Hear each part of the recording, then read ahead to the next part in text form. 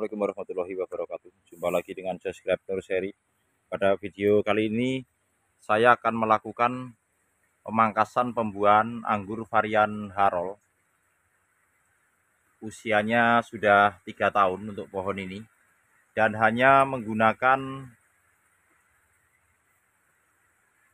NPK Ponska Plus dan PSB. Ini seperti ini. Ini ya.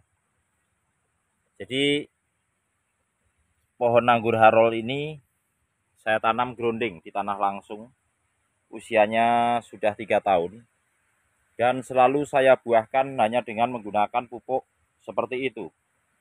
Tidak menggunakan pupuk generatif MKP dan lainnya. Dan alhamdulillah di periode sebelumnya juga berbuah dengan baik. Jadi pada tanaman ini saya membuahkan untuk varian Harol ini selalu menggunakan pupuk PSB dan NPK Ponska Plus untuk pohon ini. Sebenarnya pohon ini ada 4 sekunder ya. Sudah saya kurangi. Nih, 1, 2, 3 nih. Ini saya potong. 3 sekunder, 1, 2, 3. Jadi sekarang tinggal saya sisakan 1 sekunder saja. Tadinya sekunder ini ada 3 di pohon ini. Tetapi saya rubah dan saya sisakan 1 untuk saya buat single cordon metode tulang ikan seperti itu. Pada pembuahan kali ini. Pada pembuahan sebelumnya kita menggunakan 3 sekunder. Tetapi pohon ini saya rubah menjadi single cordon atau 1 sekunder. Jadi pada tanaman ini dari awal pembuahan memang kita tidak menggunakan pupuk MKP untuk membuahkannya, tetapi hanya menggunakan pupuk NPK Ponska Plus. Jadi bergantung pada kebiasaan tanaman ya, atau setelan tanaman dari masing-masing pohon. Kalau pohon ini kita buahkan hanya dengan menggunakan pupuk NPK saja bisa berbuah, artinya selain varian ini varian Genjah, tanaman ini dalam keadaan sehat dan penyerapan nutrisinya cukup baik.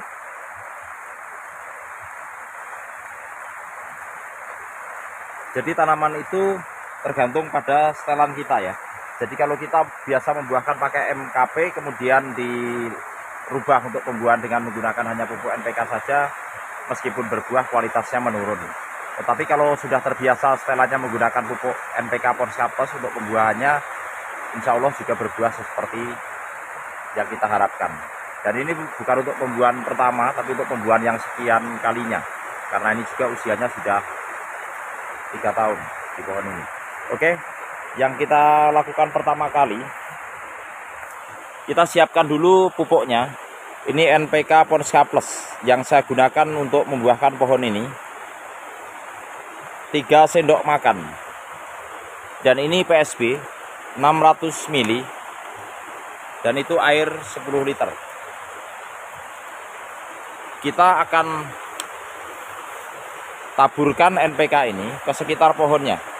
Jadi tidak direkomendasikan PSB dan NPK dicampur dalam satu larutan itu. Tapi kita akan taburkan seperti ini di sekitar pohonnya. Begini ya.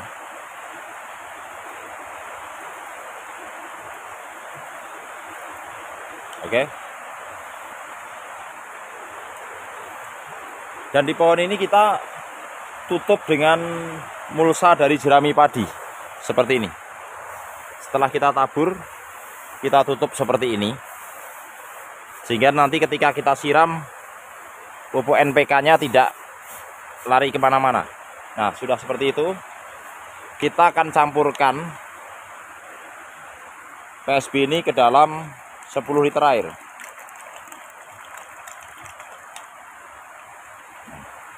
Seperti ini. Kita aduk sampai tercampur. Nah, setelah itu kita siramkan begini ke sekitar pohonnya, menyebar ya, karena ini perakarannya juga sudah menyebar.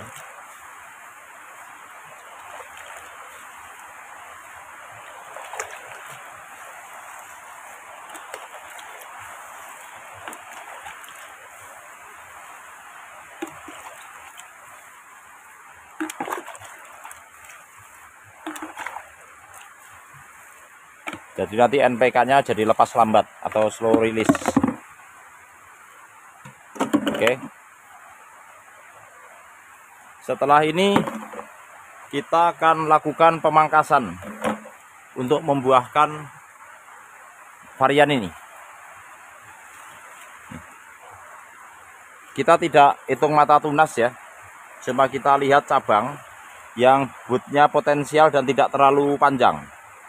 Kita akan pangkas di sini. Kurang lebih 2,5 jengkal. 2,5 jengkal dari batang sekunder. 1, 2 nih. Karena kalau hitungan mata tunas, kalau interknotnya jauh nanti akan makan tempat. Seperti ini. Sudah berubah warna kecoklat-coklatan untuk cabang tersiernya. Nih. Setelah dipangkas kita buang pada daun terujung. Daun di depannya ini kita biarkan dulu. Karena ini musim hujan dan saat ini aja masih turun hujan ini di Purwokerto. Jadi biar untuk proses fotosintesis dulu. Nah, ini kita dihadapkan pada percabangan yang belum rata. Ada yang masih besar, ada yang masih kecil. Karena ini kita setting ulang sekundernya. Tadinya 3 kita sisakan 1. Kita buat metode tulang ikan. Dan telah kita lakukan pruning akar di sini, sehingga tanaman ini sedang kita lokalisir perakarannya dan baru mulai menyerap nutrisi yang kita berikan. Jadi untuk pemangkasan kali ini kita hanya akan pangkas cabang-cabang yang ukurannya telah ideal untuk kita buahkan. Untuk yang belum, yang tertinggal seperti ini kita biarkan dulu. Nanti kita akan susul pemangkasan berikutnya.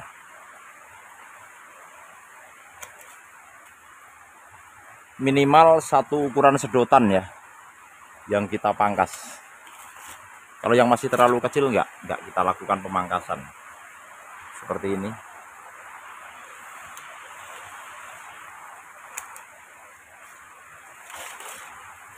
Ini batnya cukup bagus nih, terlihat ya, bulat dan gemuk, sehingga besar kemungkinan ini akan membawa klaster bunga dari hasil pemangkasan ini. Oke, kita berpindah ke sebelah sini.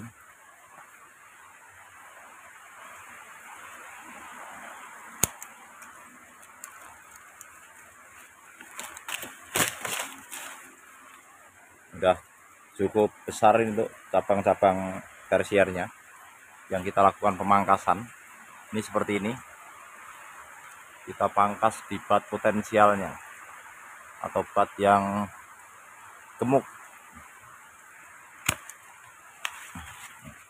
Ini sudah 1 pensil ukuran cabang tersiernya. Kita buang pada daun terujung seperti ini.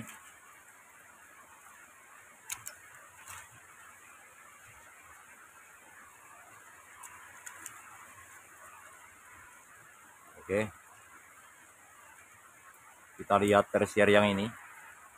Kita pangkas di sini.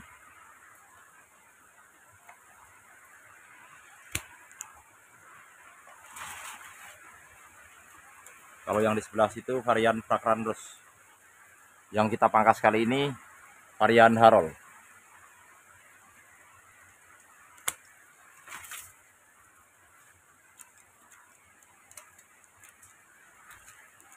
Oke.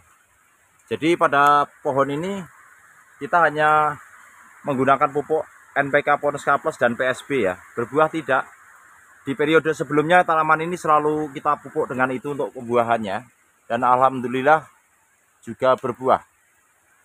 Lalu sebelum dilakukan pemangkasan pembuahan ini pupuknya apa? Saya hanya aplikasikan pupuk PSB 200 ml per 5 liter air seminggu 2 kali. NPK Ponska Plus saya berikan hanya paling cepat 2 minggu sekali, tapi rutinnya 1 bulan sekali. Dan ketika menjelang pembuahan, dosisnya kita naikkan. Untuk NPK normalnya kita aplikasikan cuma 2 sendok makan, tetapi menjelang pemangkasan pembuahan ini kita aplikasikan 3 sendok makan.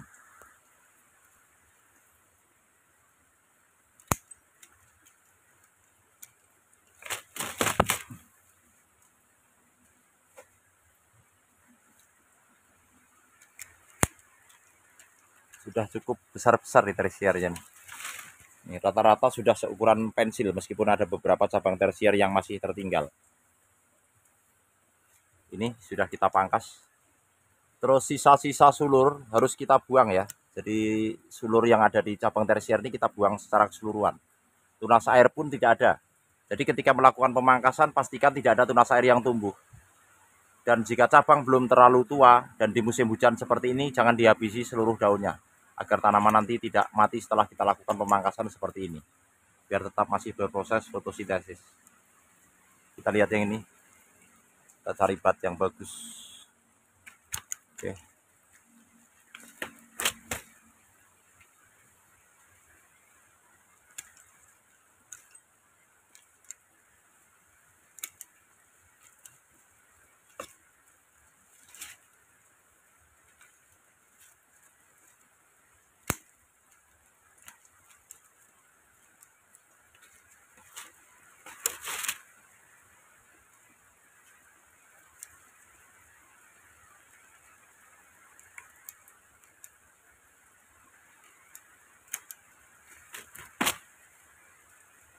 Seperti inilah yang sudah kita pangkas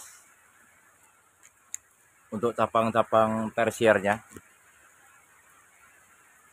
Ini terlihat buatnya cukup gemuk. Ini juga cukup gemuk untuk batnya, itu kelihatan. Jadi varian Haro ini salah satu varian anggur yang tergolong genjah dan mudah berbuah serta beraroma muskat untuk buahnya. Di saya varian ini saya kembangkan skala kebun selain varian Jupiter. Ini varian terbanyak kedua selain Jupiter di kebun saya. Jadi yang terbanyak memang Jupiter, yang kedua Harol. Saya kembangkan dua varian ini dalam skala kebun. Dari hasil pemangkasan ini nanti kita akan update hasilnya seperti apa. Tetapi pada periode sebelumnya memang tanaman ini selalu berbuah dengan pemupukan seperti yang saya lakukan pada hari ini. Jadi ini bukan untuk eksperimen untuk yang pertama kalinya, tetapi inilah yang saya lakukan untuk membuahkan anggur varian Harol selama ini di pohon ini. Harol usia 3 tahun untuk pohon ini. Saya grounding di kebun Josgrave Nursery lokasi 2.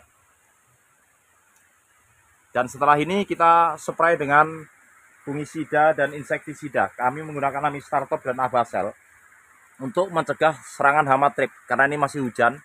Jadi kita menghindari bat ini setelah pecah nanti keriting dan berwarna kecoklat-coklatan sehingga nanti berdampak pada buahnya atau klaster bunganya burik. Ini di Purwokerto masih hujan terus-menerus di tempat ini. Ini turun hujan hampir setiap hari di tempat kami ini. Jadi cuaca seperti ini sangat rawan bagi tanaman anggur terserang hama jamur dan trip.